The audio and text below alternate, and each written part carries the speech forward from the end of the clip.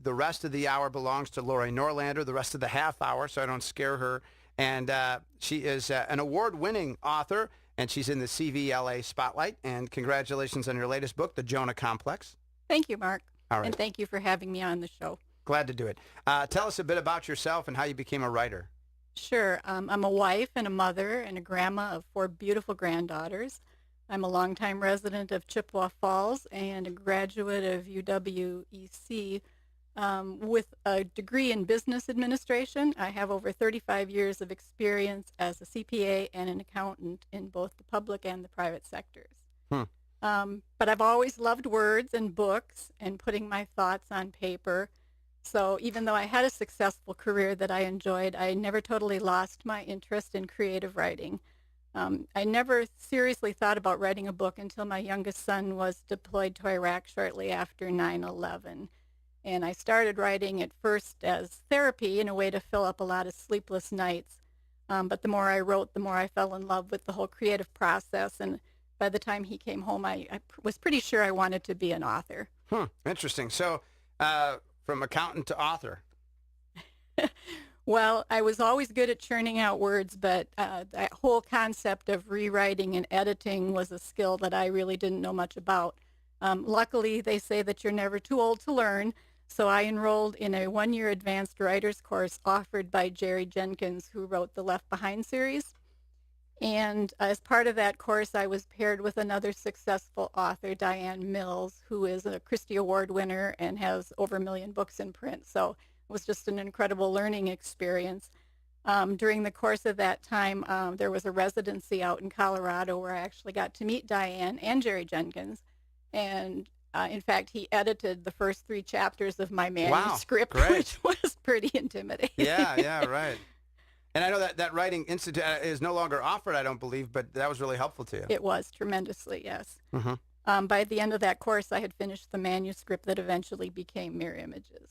And that was your first book, Mirror Images. Tell us a bit about that.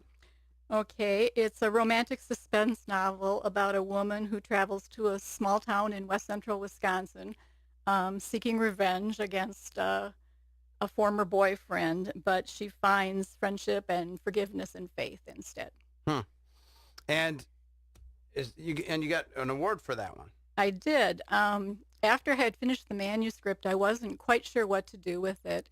And my daughter-in-law had just attended a Women of Faith conference over in Minneapolis, and they had sent out flyers talking about a contest they were sponsoring. So when she got home, she said, "Oh, you should enter your book in this." And I did, and a few months later, I was notified that I had won the grand prize, and that resulted in my book being published by Westbow Press. Wow, that's really neat. Yeah, it was an amazing dream come true. And you say that resulted in Mirror Images being published? Correct. Okay. And so how did that translate in terms of your second book that just came out a short time ago, The Jonah Complex, which has got to be nice for you. It says on top, award-winning author. Yes. Well, the first book, people were very kind in their response to it, and a lot of people asked me if I was going to write a sequel, and I really had no plans to do that. But an idea kind of developed, and I would say it's not technically a sequel, but there are some recurring characters, and it does deal with kind of a similar theme of transformation and redemption.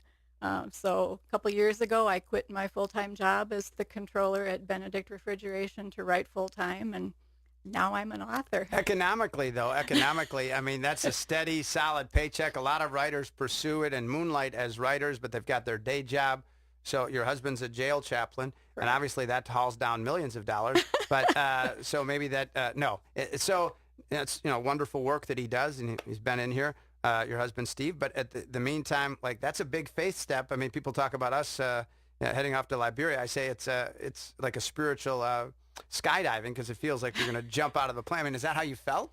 I don't think I ever would have worked up the nerve to do it, but my husband was very encouraging, and I guess I felt like I had a message to share with people, and I just decided to take that leap of faith. Yeah. But, I mean, if I can ask, Laurie Norlander, I mean, what about the economics? I mean, because you have a nice, steady salary. You were very good at what you did, from what I understand. And so authors don't get, I mean, are there other writing projects you're doing, or is this just not, this is not about the bottom line? It's truly not about the bottom line. I am working on another book right now. It's near and dear to my heart. It's a story about a young man struggling with PTSD. And my son was diagnosed with post-traumatic stress shortly after he got back from Iraq. And it's been over 10 years, and he still has some issues. He's doing much better. But post-traumatic stress is just a huge problem in our country, and tragically that affected people here in town just recently. And I think for every sensational headline, there's probably 1,000 quiet, kind of heartbreaking stories of vets that are suffering with, physical ailments, chronic insomnia, depression, issues with drug and alcohol. And I think I saw a stat that I think it was a few years ago that we lost more soldiers, I think it was 2014, to suicide than we had in combat. But Laurie, sadly, we have had the privilege of talking monthly on WWIB with Tony Mattson from Trinity Equestrian Center about their wonderful equine therapy program. I don't know if your son has had a chance to be a part of that at all? I don't believe he has, but I am collaborating with her on this book, and it's been very great. She's got such an amazing heart for God and for vets, and she does offer that equine assisted therapy program free of charge. So if anyone in the listening audience could benefit or know somebody that could benefit them, I would urge them to contact Trinity, either Tony or Sylvia, and their number is 715-835-4530. Yeah, it's trinity-ec.com as well, trinity-ec.com. They've served more than 260 vets, and we're due back late May, early June from Liberia, Lord willing, and we've already had discussions with Trinity to have the privilege and the opportunity to MC their annual fundraiser again late June, the last Saturday in June. And they had such a terrific event, raising more than $40,000 this year. And sadly, at the same time, though, Laurie, as you are working on that, and we applaud you and encourage you, that's got to feel, does that feel as much or more personal than anything you've written? Very much so, yes. And it's proving to be more difficult. Because I imagine, I mean, to have a son that you love so much and then sending him off to war. We'll talk more about it when we come back with Laurie Norlander, award-winning author, CVLA Spotlight today, Chippewa Valley local authors, her latest book, The Jonah Complex. Want to talk more with her about that as well. Your questions and comments, welcome for her as well at 723-2555 if you're an aspiring writer, and see if she can offer you some tips or insights into what it takes to decide I'm going to leave my job and pursue my passion of writing. WOGO. Are you ready for a change in janitorial services? Here at the radio station, we've relied on Schleppenbach Janitorial for 9 years now. Alex has a personal approach as a local owner, and he won't demand a long-term contract. We know our building is secure. They even triple-check the doors. Schleppenbach Janitorial tailors the cleaning solutions to your business needs. Call Alex today for a free estimate at 723-6601. When you're thinking about a high-visibility, easy-to-find office space for your business, consider the Communication Center on Business Highway 53-124 across from Farm and Fleet. Right now, WWIB-WOGO has space for rent with 4 private offices, conference room, and reception area. This first-floor, 2,000-square-foot office area has great access to Eau Claire, Chippewa Falls, and Lake Hallie, and it includes so much more. For details, call 715-723-1037 or go to WWIB.com or text the word RENT to 77,000 for a link to our website. Advertise on News Talk Sports 680. Call 723-1037. FM 103.1 AM 680 and WOGO.com. Current events, controversy, and courageous living from a Chippewa Valley perspective, and the courageous living of being a writer. That's courageous. Chilson Automotive, family of dealerships. Their family taking care of your family since 1959. Do the math. That's 57 years. Chilson Automotive. 10 before noon. Homepage, CVLA Spotlight. Chippewa Valley Local Author of the Week is Laurie Norlander. We'll do this one more time next week with one more CVLA writer, and then it's our final show here, our final homepage, and then we hand it off to Dennis Prager on Thursday, September 1st. In the meantime, though, Laurie, you say this is the most personal in terms of your son, and I think you said you started to pursue writing more when your son went off. What was it about your son going off to Iraq that spurred you to get into writing more? Well, I think, as I said, it was kind of a therapeutic exercise. If I woke up late at night and couldn't sleep, I would just get up and write. And it was um, comforting and to be able to create a world and characters whose fate I controlled. And you largely kept that for yourself, though? I mean, Yes. that wasn't public at all? No. And so have you drawn on some of that writing now as you're writing this third book regarding PTSD? It's really not my son's story. It's sort of a fictionalized account of how I envision maybe his life would have gone without family and a support system that he did have. The VA, a lot of the vets that I've talked to and things that I've read, the traditional VA treatments of drugs and secular counseling can only go so far. They try to bring the soldiers to a point of acceptance for what they experienced. And I just wanted more for my son, and I wanted to write this book to say that there is more than just acceptance. There can be healing. And I believe that the only way that truly happens is through a personal relationship with Jesus Christ. So the book will describe a fictional man's journey with PTSD as he struggles to rebuild his life and recover his faith. Do you, as an author writing on that subject, do you try to look in what have other people written, fiction or nonfiction, regarding PTSD? And if so, how much is out there?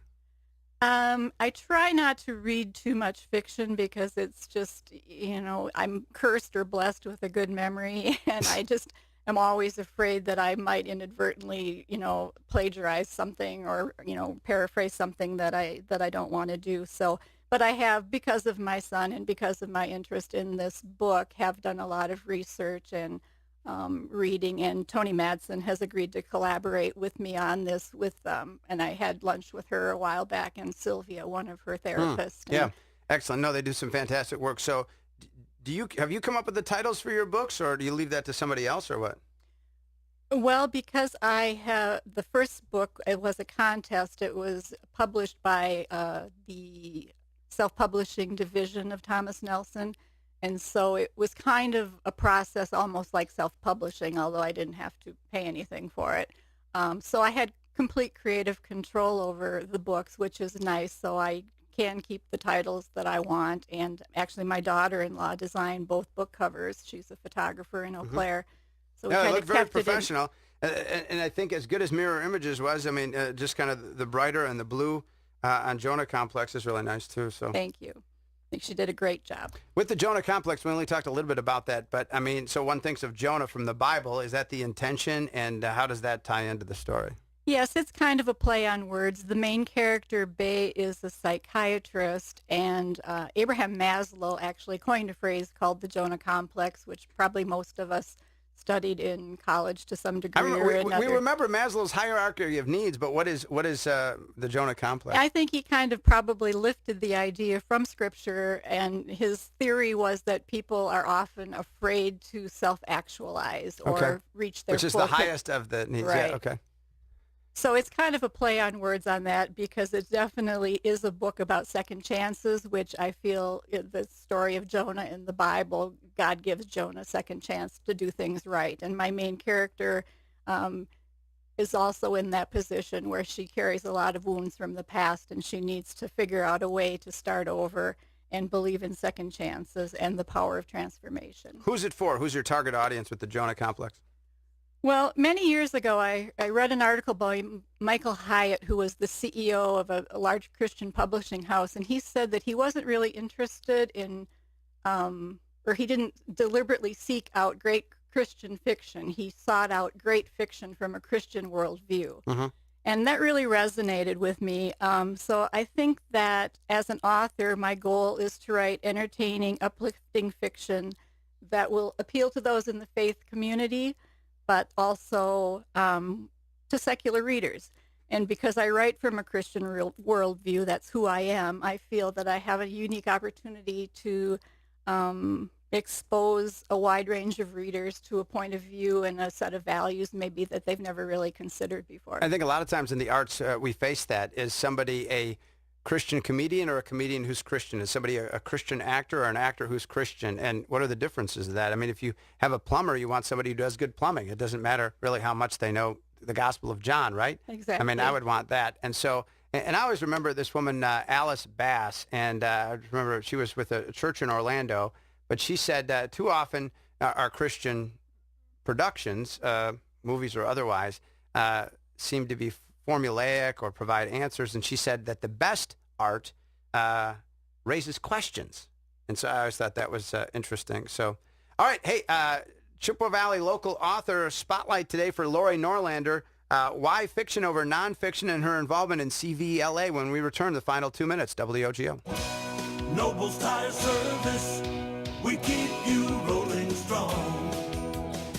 Over the years we've been the name to trust. When you need tires, you need to come see us. From cars to trucks, farm equipment and more, Nobles has the tires that you're looking for. We're family owned, so we take good care of you. Nobles Tire Service, we keep you rolling strong. Are you ready for a change in janitorial services? Here at the radio station, we've relied on Schleppenbach Janitorial for 9 years now. Alex has a personal approach as a local owner, and he won't demand a long-term contract. We know our building is secure. They even triple-check the doors. Schleppenbach Janitorial tailors the cleaning solutions to your business needs. Call Alex today for a free estimate at 723-6601. Advertise on News Talk Sports 680. Call 723-1037. All right, nobody loves being interviewed by me more than Laurie Norlander. We'll do the final 2 minutes here on WOGO. We could talk all day, Laurie, but we're just going to limit it to the final 2 minutes. First of all, why did you decide to write Christian fiction? You got 2 books behind you, award-winning. You're working on this third one, which sounds fascinating, but why fiction over nonfiction? I guess I never really considered writing nonfiction. I just love the creative process of kind of creating a story world.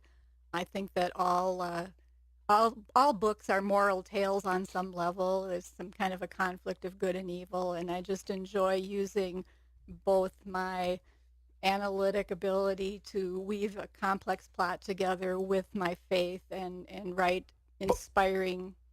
But what if a publisher came to you and he said, Laurie, I'm willing to pay you a sizable amount of money. I'd love you to take your journals regarding your son going off to war and then later a battle with PTSD after he comes back from Iraq. And I just see your skill as a writer. Would you be willing to turn that into a nonfiction book for us? Well, I suppose it's possible. It's not really my area of expertise, I don't think, but I guess with the right research and collaboration, it would be something that would, be a possibility. Yeah, so just an idea. All right, CVLA, Chippewa Valley Local Authors. It's a great organization, a lot of encouragement, isn't it?